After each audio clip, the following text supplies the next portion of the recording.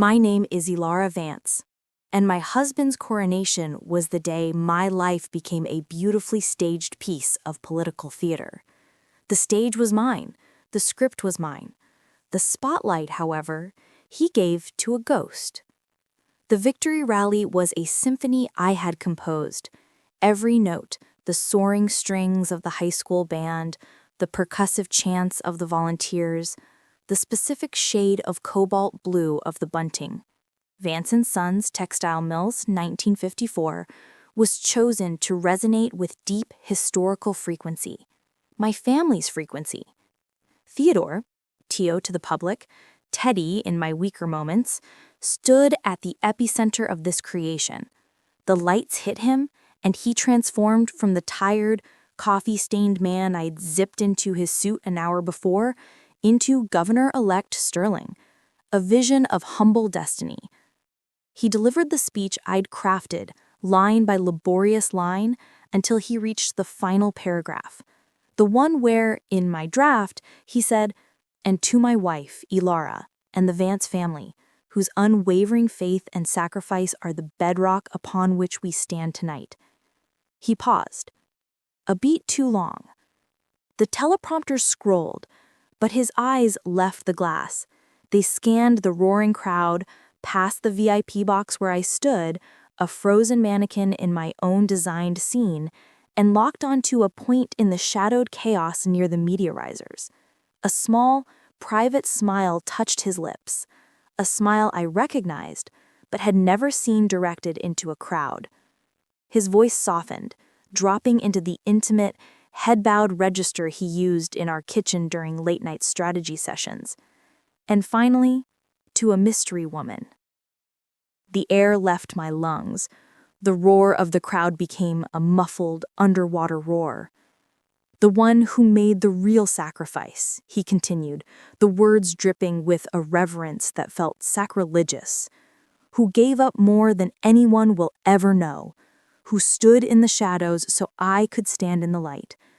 You asked for no credit. You deserve all of it. This victory is yours."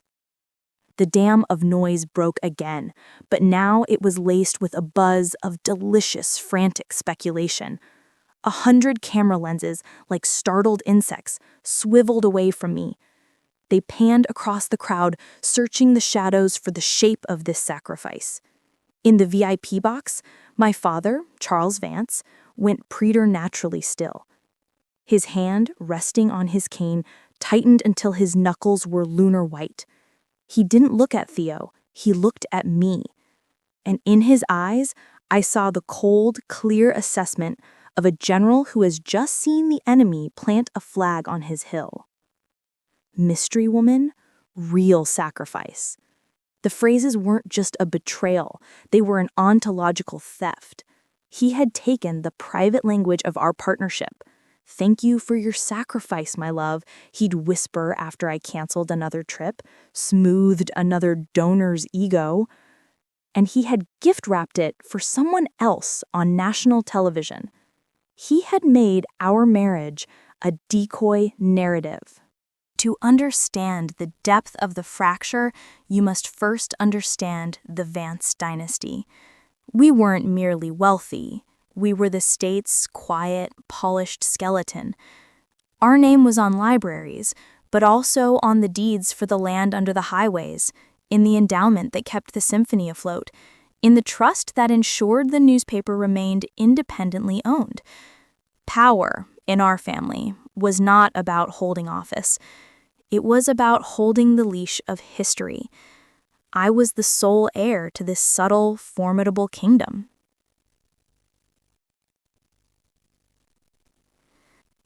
Tio Sterling was a brilliant, beautiful disruption, a prosecutor who spoke about justice with a human face, with a conviction that made my curated world feel bloodless. He saw me not as a relic, but as a restoration project, a dormant force he could waken.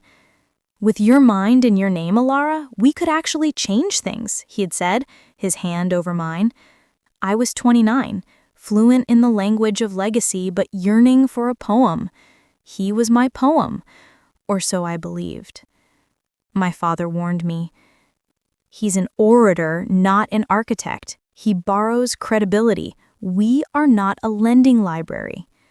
I, in my arrogance, thought I could be the bridge between his future and my past. I became his everything: strategist, fundraiser, shield, and savior. I poured my inheritance, financial and political, into his vessel. I convinced skeptical old lions like Senator Davies to host fundraisers. I navigated the Byzantine county chairman. I soothed my father's friends who found Theo unpolished. I became Elara Sterling, subsuming the formidable Vance identity into a supportive, wifely brand. The sacrifice was total. My career heading the Vance Foundation, my public voice, my privacy, my name. And all the while, there was Clara.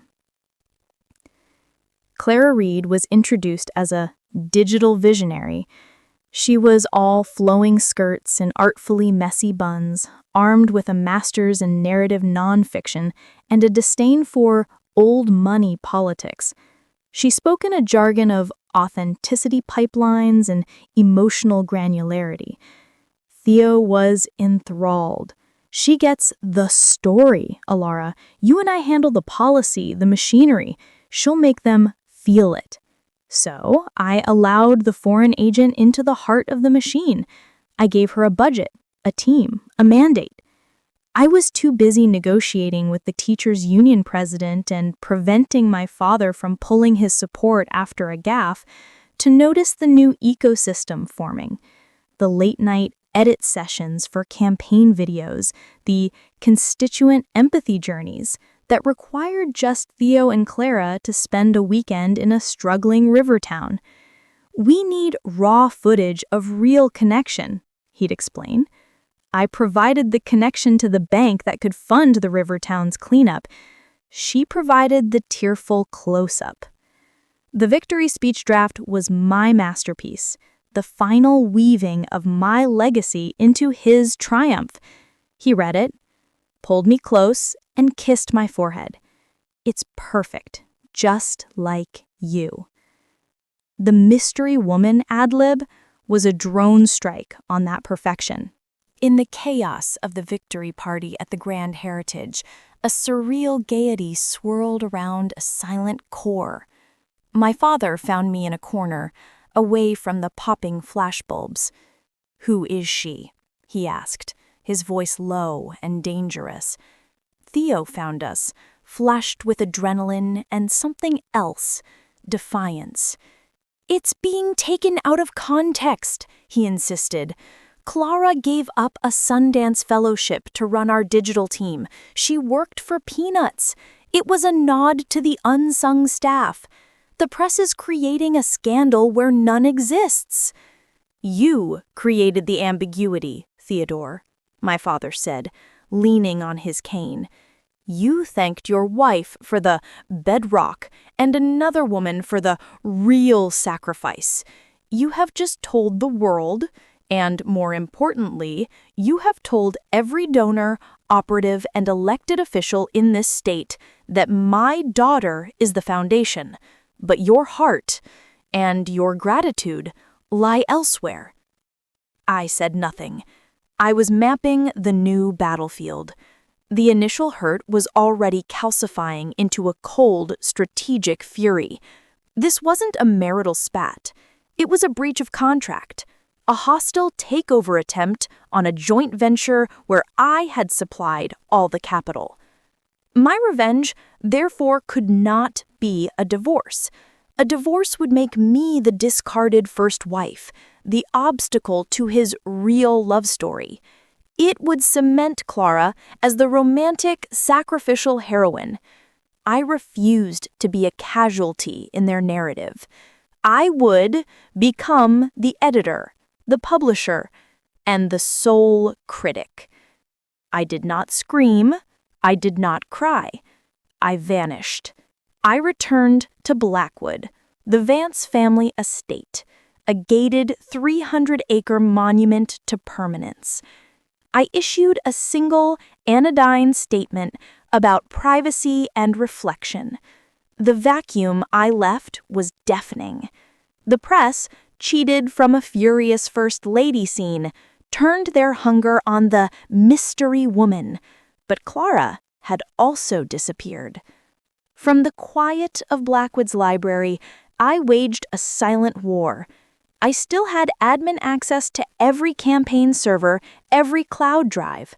I wasn't looking for love letters.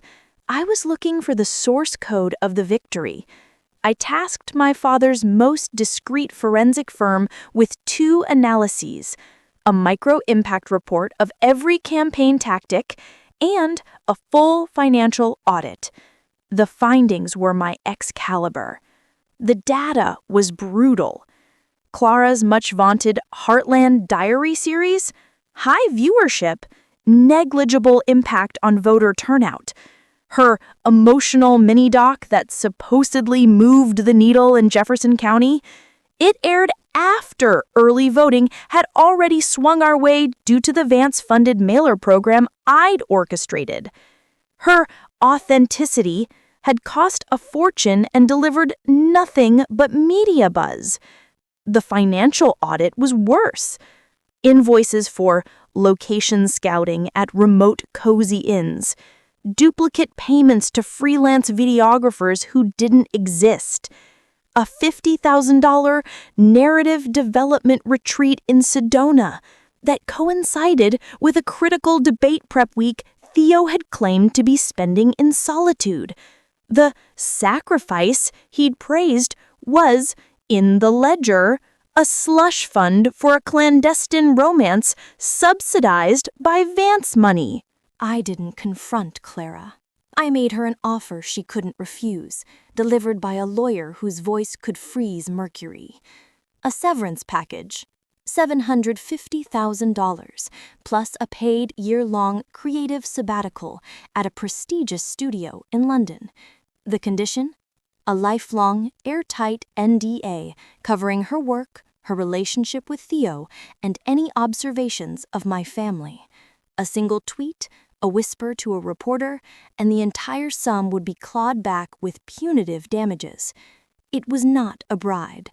It was a beautifully gilded coffin for her story. She took it. She was on a flight to Heathrow within 48 hours. Theo was apoplectic but helpless. How could he protest without admitting everything?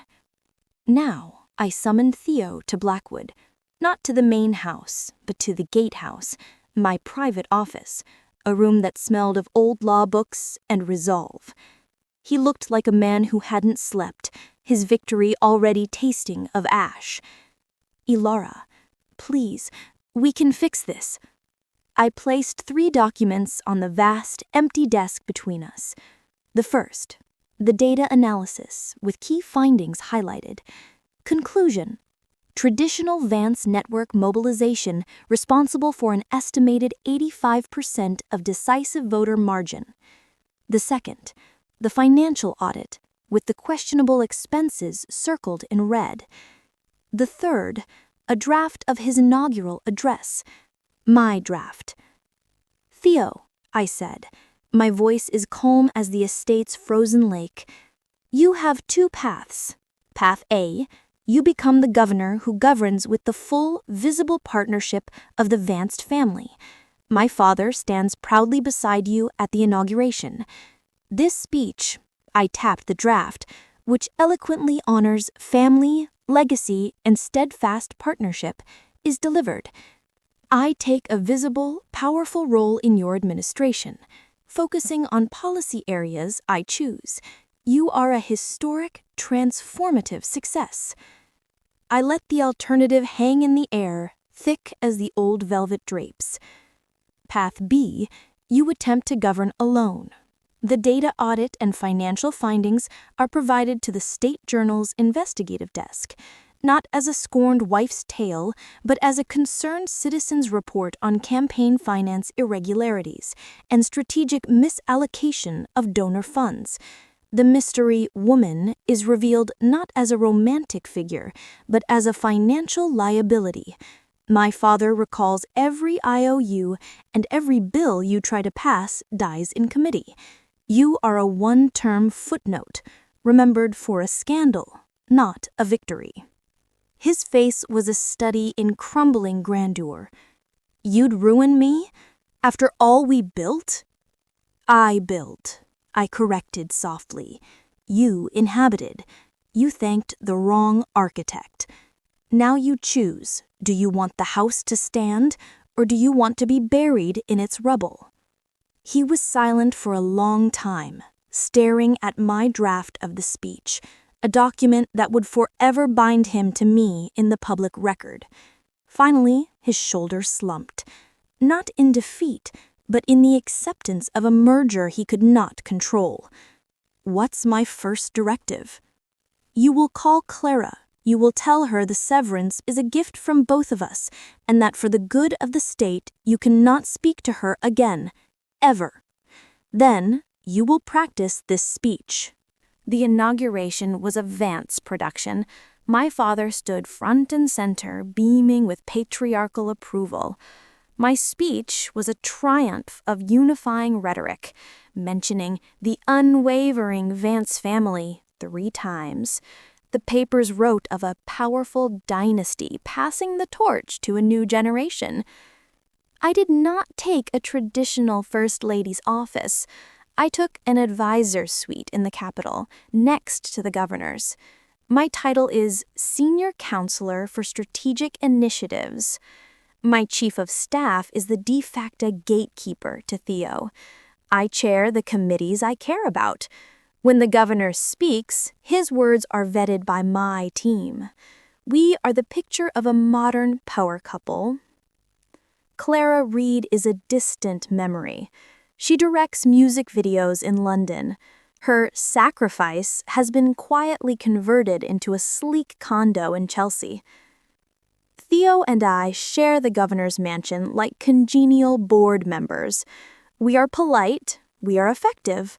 The portrait of our marriage is a masterpiece I paint every single day in brushstrokes of calculated public appearances and flawlessly coordinated policy wins.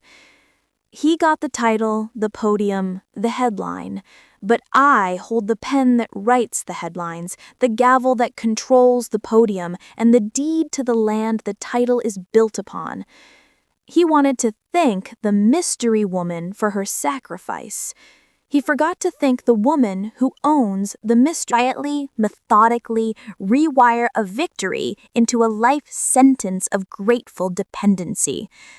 My name is Elara Vance Sterling, and in the history books they will write about his administration, my name will be in every footnote, every appendix, and woven into the very fabric of his so-called legacy. The mystery is gone. All that remains is the machinery, and I am its master.